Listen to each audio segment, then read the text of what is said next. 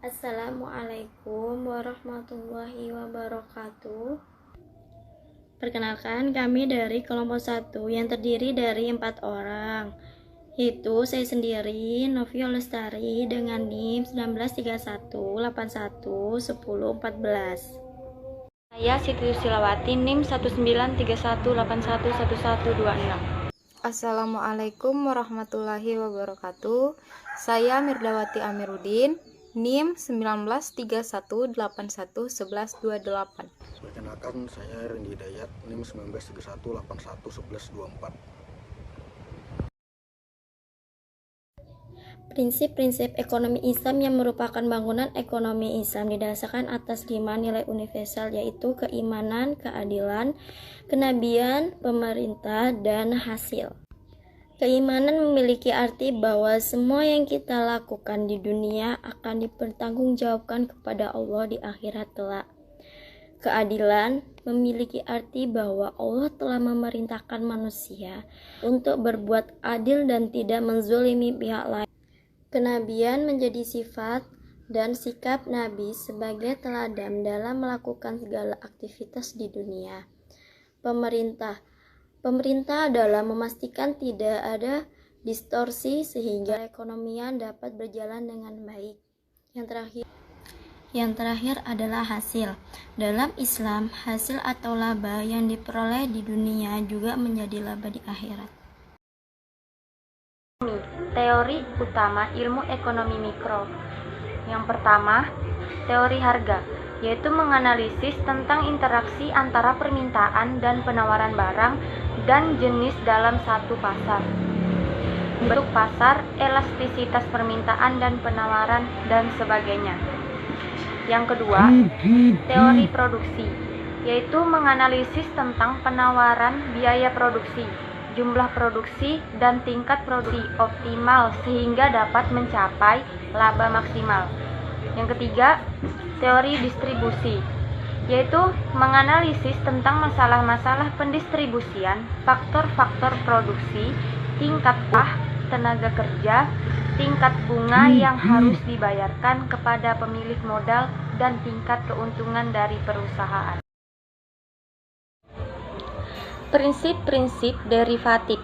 Dari kelima nilai universal tersebut dibangunlah 3 prinsip derivatif, yaitu 1. Kepemilikan multijenis atau multiple ownership merupakan turunan dari nilai tauhid dan adil. Islam mengakui kepemilikan pribadi, negara, maupun kepemilikan campuran. Namun, pemilik primer tetap Allah Subhanahu wa taala.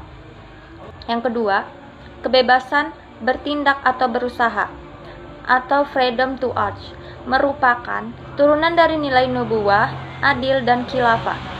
Nilai ini memiliki arti bahwa setiap manusia memiliki kebebasan untuk bermuamalah.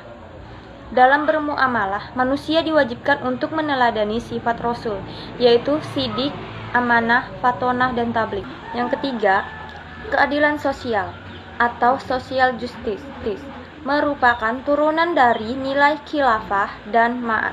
Nilai ini memiliki arti bahwa pemerintah bertanggung jawab atas pemenuhan kebutuhan pokok dan tercipta keseimbangan sosial sehingga tidak terjadi ketimpangan antara kaya dan miskin. Baik, saya akan menjelaskan ciri-ciri sistem ekonomi Islam. Adanya keyakinan bahwa manusia hanya memegang amanah dari Allah yang Maha Segalanya. Adanya pengakuan terhadap hak individu tapi dibatasi agar tidak terjadi monopoli yang merugikan masyarakat umum. 3. Adanya pengakuan akan hak umat atau umum di mana hak umat lebih diutamakan dibanding hak lainnya. Adanya konsep unsur haram yang dilarang dalam Islam. 5. Adanya sistem sedekah, yakni distribusi kekayaan secara merata dari yang kaya kepada yang kurang mampu.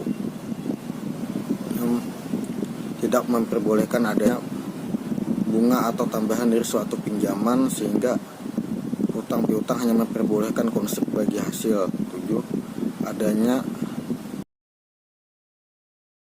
Baik, saya akan menjelaskan tentang akhlak perilaku Islami dalam Islam.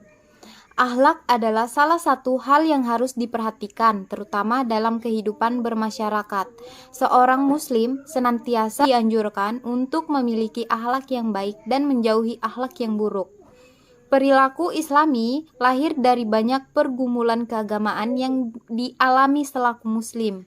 Bisa jadi dari pengalaman intelektual atau intellectual exercise yang mereka dapatkan dari mempelajari agama, atau bisa jadi dari pergumulan lain seperti kesadaran, mental, pikiran, muatan, imajinasi, dan sebagainya. Hal ini merangsang pembentukan kebiasaan mengalir hingga akhirnya menjadi karakter pribadi dalam lingkup kecil dan menjadi karakter sosial masyarakat muslim dalam skala besar. Dengan demikian, Islam adalah sumber dari segala sumber dalam pendidikan akhlak, termasuk di dalamnya adalah perilaku. Dalam hal ini yaitu perilaku Islami.